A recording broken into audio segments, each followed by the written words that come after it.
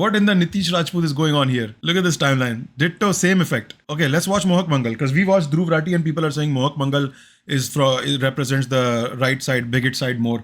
So no, people are not saying that. एक 45 minute का video upload किया अपने YouTube चैनल पर। वीडियो का टाइटल था नया भारत और वो एक रिकॉर्डिंग थी उनकी कॉमेडी शो की जो उन्होंने परफॉर्म करी थी मुंबई के हैबिटेट स्टूडियो में। ये वीडियो रिकॉर्ड हुआ था जनवरी में पर पब्लिश हुआ 2 महीने बाद। ये वीडियो उसी स्टूडियो में शूट किया गया जहाँ समीर रैना ने इंडियाज गॉट लेटेंट शूट किया था। हैबिटेट के दिन बहुत बुरे चल रहे हैं भाई। उन्होंने वही किया जो आप कॉमेडियन से एक्सपेक्ट करो। उन्होंने जोक्स क्रैक करे। अब कुछ जोक्स आपको अच्छे लगेंगे और कुछ जोक्स नहीं। और अपने सेट के दौरान उन्होंने एक पैरोडी गाना भी गाया। हानी की रिक्शा, चेहरे पे दाढ़ी, आंखों में चश्मा, हाय। अब कुणाल कामरा ने किसी का नाम तो नहीं लिया पर क्लियर है कि वो किसकी बात करे। महाराष्ट्र के deputy chief minister Eknath Shinde की। वीडियो अपलोड होने के बाद मानो एक बवाल मच गया शिवसेना के कार्यकर्ताओं के बीच। उसी रात शिवसेना महाराष्ट्र के सोशल मीडिया हेड राहुल कनल और युवा सेना लीडर्स जैसे अक्षय पनवेलकर और कुणाल सरमलकर ने ऐलान किया अपने सपोर्टर्स को कि जिस होटल में ये परफॉर्म किया गया उसकी बैंड बजा दो। रात के करीब 10:30 बजे फिर शिवसेना के पार्टी वर्कर्स हैबिटेट स्टूडियो पहुंचे। वो बेसमेंट ऑडिटोरियम में उतरे जहाँ कॉमेडियन रजत सूद परफॉर्म कर रहे थे। इन कार्यकर्ताओं ने ऑडियंस को कहा कि भैया तुम इधर से निकलो, हमारी दुश्मनी तुमसे नहीं है। पर हैबिटेट के स्टाफ को उन्होंने खूब गालियां बकी। फ्रेशी और कहा कि कुणाल कामरा कहाँ है, उसको इधर बुलाओ। पहले का वीडियो अभी बोलता है कि सुबह पहले नहीं आउट करके। पहले का वीडियो अभी बोलता है कि सुबह पहले नहीं आउट करके। हां, ये घंटा पहले का वीडियो। जब उनको ये रियलाइज हुआ कि वीडियो एक्चुअली शूट जनवरी में हुआ था तो उन्होंने क्या किया? तोड़-फोड़। फकिंग गुंडास। जिसके बाद राहुल कनल ने एक ओपन धमकी दी कुणाल कामरा को। बस कुणाल कामरा को यही मैसेज देना चाहेंगे कि आज जो आपने ये काम किया है आपको तो इसका सबक जरूर मिलेगा। अभी तक तो ये ट्रेलर है, पिक्चर अभी बाकी है। Whenever you are in Mumbai, you will get a good lesson purely in Shiv Sena style। और इसके बाद हैबिटेट ये बंदा खुली धमकियां दे रहा है ब्रो टीवी पे। That's crazy. क्या चल रहा है भाई इंडिया में? इस तरह तो पाकिस्तान में भी नहीं हो पाता। छुप छुप के देते हैं या तो बहुत बड़ा लीडर को आके देता है तो उसको पकड़ना मुश्किल हो जाता है। This is fucking regressive as fuck, bro. Studio ने एक फॉर्मल स्टेटमेंट रिलीज करी इंस्टाग्राम पर जहां उन्होंने कहा कि आर्टिस्ट अपने व्यू के लिए जिम्मेदार है पर उल्टा हमें जिम्मेदारी उठानी पड़ती है इस चीज की वजह से। वही बीएमसी ऑफिशियल्स जिनको मुंबई के इंफ्रास्ट्रक्चर में कोई प्रॉब्लम नहीं दिखती वो तुरंत ही यूनिक कॉन्टिनेंटल होटल पहुंच गए जहां हैबिटेट स्टूडियो लोकेटेड है। उनको दिखा कि एंट्री वे में ही एक शेड है जो इलीगल है जिसकी वजह से उन्होंने वो तोड़ दिया। तोड़फोड़ मचाने के लिए एक एफआईआर दर्ज हुई 33 लोगों के खिलाफ। 12 लोग अरेस्ट हुए इंक्लूडिंग राहुल कनल पर 5 घंटे के अंदर ही उनको बेल मिल जाती है। फिर शिवसेना के एमएलए मुर्जी पटेल ने कुणाल कामरा के खिलाफ एक एफआईआर दर्ज भी करी। केस में लिखा गया कि कैसे कुणाल कामरा की स्टेटमेंट्स ने पब्लिक ऑर्डर को डिस्टर्ब किया है और कैसे डिफेम किया है डेप्यूटी चीफ मिनिस्टर को। एफआईआर दर्ज करने के बाद एमएलए जी ने 2 दिन की डेडलाइन दी कुणाल कामरा को कि तू उधर पहुंच जा नहीं तो तुझे पता नहीं तेरे साथ होगा क्या। और मैं आपके माध्यम से उसको मैसेज देना चाहता हूँ कि आने वाले 2 दिन में हमारे नेता की माफी मांगे। अगर उसने Of course it's ANI platforming this guy. Of course it's this news agency, this fucking ये N जो है ना इनका, ये All Night India basically is what it means. ये इनके न्यूज़ पढ़ लो आप। इनकी न्यूज़ पढ़ के आपको होगा कि ये लोग जानबूझ के इस तरह लिख रहे हैं। ये Of course they are the ones giving the platform to these guys. माफी नहीं मांगी तो मुंबई के शिव सैनिक उसको रास्ते में घूमने नहीं देंगे। इस चीज के रिस्पॉन्स में कुणाल कामरा ने ये फोटो अपलोड करी और एक ऑफिशियल स्टेटमेंट दी कि एक कॉमेडियन के शब्दों के लिए वेन्यू को अटैक करना उतना ही बेवकूफी का मामला है जितना उस लॉरी को तबाह करना जो टमाटर लेकर जा रहा था क्योंकि आपको बटर चिकन अच्छा नहीं लगा एक रेस्टोरेंट का। मैं सॉरी नहीं बोलूंगा। फिर कुणाल कामरा को कई धमकियां मिली। अगले दिन मुंबई पुलिस ने कुणाल कामरा को समन्स भेजे और कुणाल ने 7 दिन का समय मांगा। एक एक करके हर पॉलिटिशियन के कमेंट्स आने लगे। एकनाथ शिंदे ने खुद कहा कि कुणाल कामरा ये चीज पैसों के लिए कर रहे हैं पर वो वायलेंस को सपोर्ट नहीं करते। ये कार्यकर्ताओं की भावना है, एक्शन को रिएक्शन होती है लेकिन उसका समर्थन मैं नहीं करूंगा। चीफ मिनिस्टर देवेंद्र फडणवीस ने भी कहा कि कॉमेडी करने की राइट है पर एक लाइन क्रॉस नहीं होनी चाहिए। हर एक की स्वतंत्रता अक्षुण्ण है लेकिन उस पर मर्यादा भी है जब वो दूसरे की स्वतंत्रता पर आक्रमण करती है। वहीं दूसरी ओर कई लोग कुणाल कामरा के सपोर्ट में हैं, जैसे उद्धव ठाकरे। कुणाल कामरा ने मुझे नहीं लगता कुछ गलत कहा है। गद्दारों को गद्दार करना ये किसी पर हमला करने की बात नहीं है। जो गद्दार है वो गद्दार है। ये इन्होंने अपने हाथ धो लिए कि भाई कुणाल कामरा ने तो एकनाथ शिंदे का नाम नहीं लिया तो उनके सपोर्टर्स भला इतना बवाल क्यों मचा रहे? सवाल यही मन में उठता है कि कब एकनाथ शिंदे के कार्यकर्ताओं ने भी तय किया कि गद्दार और चोर यानी एकनाथ शिंदे है। रिलीज होने के 2 दिन बाद कुणाल कामरा का वीडियो डिलीट कर दिया गया यूट्यूब से टी सीरीज के कॉपीराइट क्लेम के लिए क्योंकि उन्होंने भोली सी सूरत की पैरोडी बनाई थी। कुणाल कामरा ने कहा कि एक प्रेशर टैक्टिक है अब वीडियो डिलीट हो गया था पर वापस आ गया क्योंकि ये चीज कॉपीराइट लॉज के खिलाफ नहीं है। नहीं क्योंकि मुंबई है। पुलिस ने कुणाल कामरा की रिक्वेस्ट रिजेक्ट कर दी है और वो सेकंड समन्स भेजेंगे अब उनको। अब मैंने कुछ ही हफ्ते पहले समय रहना पर एक वीडियो बनाया था जहाँ मैंने कई आर्गुमेंट दिए थे फ्रीडम ऑफ एक्सप्रेशन के बारे में। मैं उन चीजों को रिपीट नहीं करना चाहता। इस वीडियो में मैं उल्टा फोकस करना चाहता हूँ एक आदमी पर, राहुल कनक, शिवसेना के सोशल मीडिया हेड, जो उन कर्मचारियों के बीच ब्रो ये बंदा सिर्फ अपनी रोटी गरम कर रहा है। ही इज गेटिंग फेम अभी I am calling it right now. आपका भाई आपको पता है फ्यूचर प्रेडिक्शंस देने में माहिर।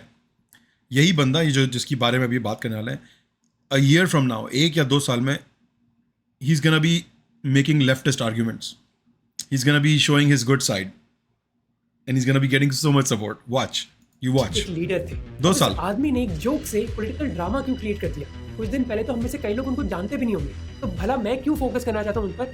आप लोगों को एक चीज समझाने के लिए, पॉलिटिकल इंसेंटिव्स। और यही पॉलिटिकल इंसेंटिव्स डिसाइड करते हैं कि हम कैसा जीवन जीते हैं, कि क्या आपके घर के सामने वाली रोड बनेगी या फिर नहीं, आप सब्जियों के लिए कौन सा दाम दोगे और आप किस चीज पर जोक क्रैक कर सकते हो या फिर नहीं। राहुल कोई मामूली कार्यकर्ता नहीं है। इंस्टाग्राम पर उनके 1 करोड़ से ज्यादा फॉलोअर्स हैं। सलमान खान हो, संजय दत्त हो, विराट कोहली या फिर अनंत अंबानी, सबके साथ उनकी फोटोज है। राहुल ने कई इंटरव्यूज भी दिए जहां उन्होंने माफी नहीं मांगी बल्कि उन्होंने अपने आप को डिफेंड किया। ये जो हैबिटेट करके जगह है, इस पे खार police station which come Mumbai police station, जहाँ पे 6 एफआईआर लॉन्च है ऑन डिफरेंट ओकेजन्स। तो मैंने इनके ओनर को कॉल किया कि वापस से आपकी जगह पे ऐसी चीज हुई है, are you aware of it? उन्होंने कहा कि भैया स्टूडियो का जो ओनर है वो भी जिम्मेदार है कि किस तरीके का कंटेंट उनके स्टूडियो में शूट होता है।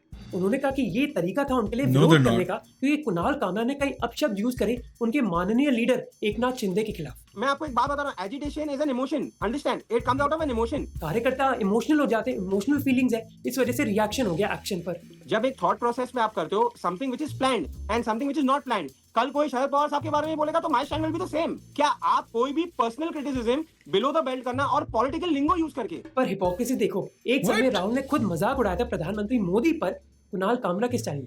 इधर आप देख सकते हो कि राहुल खुद बोलते हैं, वाह मोदी जी वाह, sorry Kunal Kamra, had to use your style. और ऐसी आपको बहुत हिपोक्रेसी मिल जाएंगी राहुल के पास्ट में। आज वो कुणाल कामरा के पीछे तो कुणाल ने रिप्लाई नहीं किया, इसलिए इसको अब दिल पे लग गई है कि ये मुझे लिफ्ट नहीं कराता अपने आप को मुझसे बेहतर। तो उसने बोला यही मौका है, let's go do something crazy, let's get some fame. पड़े हुए। पर 2020 में वो खुद ट्वीट कर रहे थे कि वो कितने एक्साइटेड हैं उनके इंटरव्यू के लिए। पर चीजें बदलने लग गई 2022 में, जब इनकम टैक्स डिपार्टमेंट ने रेड डाली राहुल के घर पर हवाला लाने के चलते। Enforcement Directorate carried out 21 raids. Maharashtra में ताबड़तोड़ कार्रवाई कर रहे हैं। आदित्य ठाकरे के बेहद करीबी राहुल कनाल के घर पर छापेमारी की। उस समय वो आदित्य ठाकरे के खास आदमी होते थे। पर जून 2023 में उन्होंने एकनाथ शिंदे की शिवसेना ज्वाइन कर ली आत्मसम्मान के चलते। उन्होंने कहा कि आदित्य जी उनको समय नहीं देते। उन्होंने कहा कि 4 महीने से मैं कोशिश कर रहा था उनसे बात करने के लिए, पर मुझे कुछ टाइम दिया नहीं उन्होंने। और See, he mentioned Shiv Sena. Dhruv didn't mention Shiv Sena. He only mentioned BJP. वो सिर्फ बीजेपी को बुरा दिखाने की कोशिश करता है, बट रियलिटी ये थी कि शिव सेना के लोग आए थे।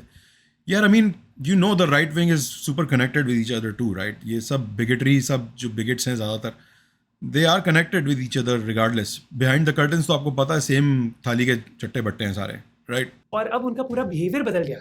वो आदित्य ठाकरे के सबसे बड़े आलोचक बन गए।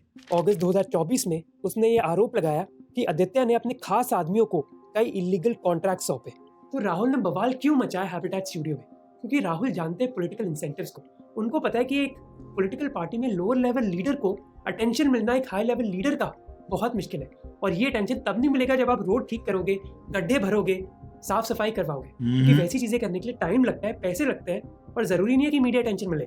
मीडिया अटेंशन तुरंत चाहिए, तो बवाल मचाओ ऐसे मुद्दे पर जब आपकी पॉलिटिकल लीडर को कोई पर्सनली अटैक कर रहा हो। और एक बार अगर आप नोटिस होना है तो आपके सीनियर लीडर के पास बस 2 ऑप्शंस हैं। सीनियर लीडर सिर्फ यही देखता है कि मेरे लिए कौन खून करने के लिए राजी है, मेरे लिए कौन जान दे सकता है और ले सकता है, मेरे लिए कौन कानून तोड़ने के लिए रेडी है।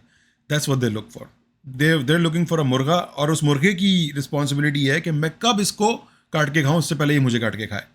और जो छोटा जो मुर्गा बनता है ना जानबूझ के, उसका ये होता है कि एक दफ़ा बस ये मुर्गा मुझे समझ के घर तो ले आया एक दफ़ा, फिर मैं निकालूंगा। उसका भी गोल, ये राहुल का भी, ये जो भी है, उनका भी गोल यही होता है कि ये मुझे मुर्गा समझ के एक दफ़ा अपने घर पे ले आए, फिर मैं इसके घर में घुस के कब मौका देख के इसी को काट के इसकी कुर्सी पे बैठ के नया मुर्गा ढूंढना शुरू करूँगा। That's South Asian politics right there. I just laid it out for you guys. I made it so simple. to understand. या तो वो आपको प्रोटेक्ट करे या फिर बलि का बकरा बना दे। और एकनाथ शिंदे ने क्या किया, उन्होंने राहुल को पार्टी से हटाया नहीं, उनको उन्होंने सपोर्ट दिया। ये कार्यकर्ताओं की भावना है, एक्शन को रिएक्शन होती है। उनको एक पॉलिटिकल पोजीशन। इमेजिन करो कि एकनाथ शिंदे के नीचे हजारों लीडर्स, हजारों कार्यकर्ता है, उन सबको कैसे अटेंशन मिलेगा? ये कराची में वाली लैंग्वेज है ये कि आपने हमारे कारकुनों की फीलिंग्स को हर्ट किया है हम पे केस करके। उनकी फीलिंग्स हर्ट हो गई हैं और वो हैं, वो सारे ब्रेन वॉश रो रहे होते हैं, भाई आप वापस आ जाओ, वो रो रहे होते हैं। तो शिंदे जी का एक शॉर्टकट तरीका है बवाल मचाना। इसको पॉलिटिकल साइंस में कहा जाता है अग्रेसिव रीइंफोर्समेंट। और राहुल ने वही किया। जब वो सोचता है कि भाई प्रमोशन के लिए शायद मुझे ऐसी चीजें और करनी चाहिए, और फिर जो दूसरे कार्य करता है वो भी यही सोच रहे हैं। तो राहुल ने ये किया इसलिए नहीं क्योंकि वो फ्रीडम ऑफ एक्सप्रेशन में मानते हैं, उनको कुणाल कामरा अच्छे नहीं लगते, उनको कॉमेडी अच्छी नहीं लगती। उन्होंने ये किया अपने पॉलिटिकल इंसेंटिव्स के लिए। और यही प्रॉब्लम हमारे देश की सारी पॉलिटिकल पार्टीज में, क्योंकि सारी पॉलिटिकल पार्टीज बहुत ज़्यादा सेंट्रलाइज्ड है, जहाँ बस कुछ ही लीडर्स सब कुछ डिसाइड करते हैं। डेमोक्रेसी बस नाम की है। इसी वजह से जो लो लेवल लीडर्स हैं उनके पास ज़्यादा कंट्रीब्यूट करने के लिए है नहीं पार्टी में। इसीलिए अगर प्रमोशन चाहिए तो चापलूसी करनी पड़ती है, और वही राहुल कर रहे हैं। जो हिपोक्रेसी राहुल ने करी वही हिपोक्रेसी हमारे पॉलिटिकल लीडर्स हर दिन करते हैं। जैसे महाराष्ट्र के दूसरे deputy chief minister Ajit Pawar ने क्या कहा कि महाराष्ट्र के चीफ मिनिस्टर कानून के हिसाब से निर्णय लेंगे। पर क्या आप जानते हो कि एक शब्द जो कुणाल कामरा ने यूज किया जिसकी वजह से इतना बवाल मचा है, वही शब्द कुछ साल पहले अजीत पवार ने यूज किया था एकनाथ शिंदे के लिए। गद्दारी करूं बदमाश होके एकदम ओके तो गद्दार साला है। पर क्या अजीत पवार के खिलाफ कोई पुलिस एक्शन लिया गया? नहीं, क्योंकि हमारे देश में पॉलिटिशियंस की खुद की कोई वैल्यूज नहीं होती। उनकी बस एक ही वैल्यू है, सत्ता। ये सेलेक्टिव आउटरीच आपको हर पॉलिटिकल पार्टी में मिल जाएगा। 2020 में बस 24 घंटे के अंदर बीएमसी ने कंगना रनौत के पाली हिल घर को डिमोलिश कर दिया था, क्योंकि उन्होंने कई इलीगल कंस्ट्रक्शंस करी थी। पर ये डेमोलिशन 2 दिन बाद आया कोइंसिडेंटली, जब कंगना रनौत का एक बयान पॉपुलर हुआ था जहां उन्होंने कहा कि मुंबई पाकिस्तान बन गया है। फिर उन्होंने मुंबई इस बात पे घर तोड़ दिया उसका। जब कंगना रनौत का एक बयान पॉपुलर हुआ था, Sanjay Raut, Shiv Sena leader, has given me an open threat and asked me not to come back to Mumbai after Azadi graffitis in Mumbai streets and now open threats why Mumbai is feeling like Pakistan occupied. Oh my. उन्होंने कहा कि मुंबई पाकिस्तान बन गया है। फिर उन्होंने Mumbai police को भी क्रिटिसाइज किया सुशांत सिंह राजपूत के केस के चलते, और उनके साथ हुआ क्या, 2 दिन के अंदर उनका घर डिमोलिश कर दिया गया। इंटरेस्टिंगली बॉम्बे हाई कोर्ट ने ऑर्डर दिया था कि पैंडेमिक के बीच कोई डेमोलिशन हो नहीं सकती। उस समय महाराष्ट्र में सरकार थी उद्धव ठाकरे की, और उन्होंने ये डिसीजन लिया। और ऑपोजिशन लीडर देवेंद्र फडणवीस ने क्या बोला? महाराष्ट्र में हमारी लड़ाई कोरोना से नहीं है, हमारी लड़ाई कंगना से है। कंगना तो कोई ऐसा विषय नहीं था कि जो राष्ट्रीय स्तर पर चला जाए। आपने उसको बड़ा किया, आपने उसके घर जाकर तोड़ा। पर 5 साल बाद रोल्स रिवर्स हो गए। उद्धव ठाकरे डिफेंड कर रहे कुणाल कामरा को। कुणाल कामरा ने, मुझे नहीं लगता कुछ गलत कहा है। गद्दारों को गद्दार करना ये किसी पर हमला करने की बात नहीं है। जो गद्दार है वो गद्दार है। और देवेंद्र फडणवीस जस्टिफाई कर रहे हैं। पर ये मत समझना कि ये बस महाराष्ट्र में ही होता है। ये है यूट्यूबर सवुकु शंकर। उन्होंने एक वीडियो बनाया था कि कैसे तमिलनाडु में सीवेज ट्रक्स की प्रोक्योरमेंट में करप्शन चल रहा है। उनके साथ हुआ क्या, 24 से ज्यादा लोग उनके घर में घुस गए। Oh my और उनको एक धमकी दी कि इस बार तो हम रुक गए, पर अगली बार तुम्हें जिंदा जला देंगे अपने ही घर में। 2020 में शिवसेना के कार्यकर्ताओं ने तो एक रिटायर्ड इंडियन नेवी के आदमी को भी नहीं छोड़ा, क्योंकि उस आदमी ने उद्धव ठाकरे पर एक मीम शेयर किया था। पॉलिटिशियंस के आप इंसेंटिव समझो। हर पॉलिटिशियन बहुत ही इनसिक्योर है अपने बारे में, इसीलिए वो कोई भी क्रिटिसिज्म सही नहीं कर सकते। पर एक बार वो ऑपोजिशन में पहुंच गए तब वो फ्रीडम ऑफ एक्सप्रेशन की जरूर बातें करते हैं। जैसे ये है अनीश गवांडे, एनसीपी के spokes person. Tomorrow if my party worker engages in such actions, do you think as a party leader I'm going to be the one speaking out against them? I'm not going to be the one speaking out against them, right? और वो खुद मानते हैं कि भैया politician को एक hypocrite होना पड़ता है। As a political party, I will not take action against my cadre because it's getting me more visibility, my cadre is getting enthused, this is something that's good for my publicity. अब इस problem की जड़ क्या है? Problem ये है कि हमारे समाज में ना लोग फ्रीडम ऑफ स्पीच में विश्वास नहीं करते। उनका मानना ये है कि फ्रीडम ऑफ स्पीच होनी चाहिए, पर बस उस स्पीच के लिए जो मुझे पसंद है। ये डेफिनेशन है फ्रीडम ऑफ स्पीच की हमारे समाज में। बस एक आदमी जो मैंने देखा है जो उन लोगों के फ्रीडम ऑफ स्पीच को भी डिफेंड करता है जिनको वो पसंद नहीं करता, वो है कुशल मेहरा। चाहे रणवीर अलाहाबादिया का केस हो या फिर कुणाल कामरा का केस हो, कुशल मेहरा ने फ्रीडम ऑफ एक्सप्रेशन को डिफेंड किया है, चाहे उनका पॉलिटिकल व्यू अलग हो। पर ये बहुत ही रेयर चीज है हमारे समाज में, और इसके पीछे 2 कारण है। पहला कारण है लीगल। आजादी के समय हमारे पॉलिटिकल लीडर्स ने जरूर अंग्रेजों के खिलाफ प्रदर्शन करे फ्रीडम ऑफ स्पीच की मांग करने के लिए, पर जैसे ही हमें आजादी मिली सेम पॉलिटिकल लीडर्स ने उन लॉज को दबा दिया। सेडिशन, हर्टिंग रिलीजियस सेंटिमेंट्स और डेफेमेशन के बहाने से फ्रीडम ऑफ स्पीच पर ताला लगा दिया गया। समय रहना वाले वीडियो में मैंने आपको एक बुक रेकमेंड करी थी जहां बताया गया कि कैसे जवाहरलाल नेहरू ने फ्रीडम ऑफ स्पीच को कैसे दबाया जैसे वो प्राइम मिनिस्टर बने। 1951 में तो एक बहुत मशहूर उर्दू पोएट मजरू सुल्तानपुरी को अरेस्ट कर दिया गया था, क्योंकि एक पोएम में उन्होंने जवाहरलाल नेहरू को हिटलर बुलाया था। और जो लेगेसी जवाहरलाल नेहरू ने स्टार्ट करी वही कंटिन्यू करी है हमारे सारे ही पॉलिटिकल लीडर्स। दूसरी प्रॉब्लम है कि हमारे समाज में ना वोटर्स की याददाश्त बहुत ही कमजोर है। इस कमजोर याददाश्त के चलते एक पॉलिटिकल लीडर कुछ भी कर सकता है। वो लेफ्ट को राइट बोल सकता है पर वोटर कुछ बोलेगा नहीं। इसलिए पॉलिटिशियंस ने कैलकुलेशन कर लिया कि यार अगर सुबह ना मैं फ्रीडम ऑफ एक्सप्रेशन को सपोर्ट करूंगा पर रात को इसी को क्रिटिसाइज करूंगा तो पब्लिक को फर्क नहीं पड़ेगा। ये चीज ना आप अमेरिका में नहीं देखोगे। इसके पीछे कारण है कल्चर का। कई सालों से पब्लिक को ये बता दिया गया है कि कितना जरूरी है फ्रीडम ऑफ एक्सप्रेशन उनके लिए। इसे कोई पॉलिटिकल लीडर ज्यादा एडवांटेज नहीं उठाता इस चीज की। पर इंडिया में आपको ढेरों एग्जांपल्स मिल जाएंगे जहाँ लोग छोटी छोटी बातों पर ऑफेंड हो जाते हैं। 5 साल पहले एक लॉयर ने नेटफ्लिक्स सीरीज हंसमुख पर एक डेफेमेशन केस फाइल किया था। भला क्यों? क्योंकि वो सीरीज लॉयर्स का मजाक उड़ा रही थी। पर हमारे देश में ना लोगों को बहाना चाहिए ऑफेंड होने का, जबकि मैं मानता हूँ कि फ्रीडम ऑफ स्पीच में दूसरों को ऑफेंड करना अलाउड होना चाहिए। अगर आपको एक रिलीजन को भी ऑफेंड और क्रिटिसाइज करना है वो भी अलाउड होना चाहिए। इनफैक्ट कई साल पहले जब मैंने नुपुर शर्मा पर वीडियो बनाया था तो भी मैंने ये बात करी थी। ये इसलिए है क्योंकि मैं मानता हूँ कि किसी भी फ्री सोसाइटी में किसी के पास भी राइट होनी चाहिए किसी रिलीजन का मजाक बनाने के लिए या फिर किसी रिलीजन को क्रिटिसाइज करने के लिए। ये राइट नुपुर शर्मा के पास भी है और किसी कॉमेडियन के पास भी। अब इस चीज को सॉल्व करने के लिए दो ही तरीके, या तो टॉप डाउन या फिर bottom up. Top down method हुआ कि एक दिन ना हमारे देश में एक लीडर आएगा जो बोलेगा मैं फ्रीडम ऑफ एक्सप्रेशन को सपोर्ट करता हूँ और आप मुझे क्रिटिसाइज कर सकते हो पर मैं इस चीज पर रोक टोक नहीं करूंगा। ये हो सकता है अगर आप विश्वास करते हो ग्रेट मैन थ्योरी पर। ग्रेट मैन थ्योरी एक 19वीं सदी की थ्योरी है जो बोलती है कि इतिहास में जो भी बड़ी बड़ी चीजें हुई है ना ये सब हुई है महान लोगों की वजह से, जिनके पास एक्स्ट्राऑर्डिनरी क्वालिटी थी, वो बहादुर थे और जिनके पास अमेजिंग लीडरशिप स्किल्स थे। तो इस थ्योरी के हिसाब से दुनिया में बड़ी चीजें तब होती है जब एक आदमी या फिर औरत ये ऐलान करता है कि भाई मैं चीजें चेंज करूंगा। दूसरी साइड है बॉटम अप थ्योरी जो कहती है कि चीजें बदलती है समाज में जब लोग उसकी मांग करते हैं। तो फ्रीडम ऑफ एक्सप्रेशन के सपोर्ट में हमें हमारे समाज को बदलना होगा। शेखर सुमन जो एक फेमस कॉमेडियन एक्टर है वो कई साल पहले मूवर्स एंड शेकर्स का कॉमेडी शो होस्ट करते थे। एक एपिसोड में उन्होंने प्राइम मिनिस्टर अटल बिहारी वाजपेयी का मजाक उड़ाया। मेरे साथ अब पहले जैसे हालात नहीं, माया ममता ललिता कोई कन्या साथी। फिर शेखर सुमन ने एक इंटरव्यू में बताया कि जब वो वाजपेयी जी से मिले उन्होंने क्या कहा। When he met me, he said, "You know, you talk about me every day. That's the best thing you do." Vajpayee ji ने कहा कि तुम बहुत बढ़िया काम कर रहे हो, लगे रहो। और मैं तुम्हें बताना चाहता हूँ कि जब तुम मुझ पर जोक मारते हो मैं सबसे ज्यादा हंसता हूँ। One of the greatest guys, Modi ने रिसेंटली क्या कहा? क्रिटिसिज्म ये डेमोक्रेसी की आत्मा है।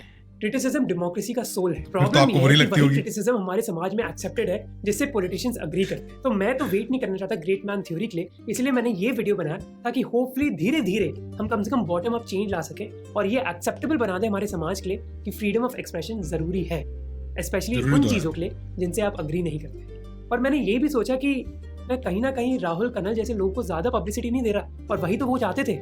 पर इवेंचुअली मैंने ये रियलाइज किया कि I think the benefits outweigh the cost and it is important to talk about freedom of expression. Okay, fair enough. और अगर आप भी freedom of change लाना चाहते हो तो अपने आसपास के लोगों को एजुकेट करो freedom of expression के बारे में, क्योंकि कोई great man आएगा या नहीं इसकी कोई गारंटी नहीं है। That's actually a very good point of view. Damn.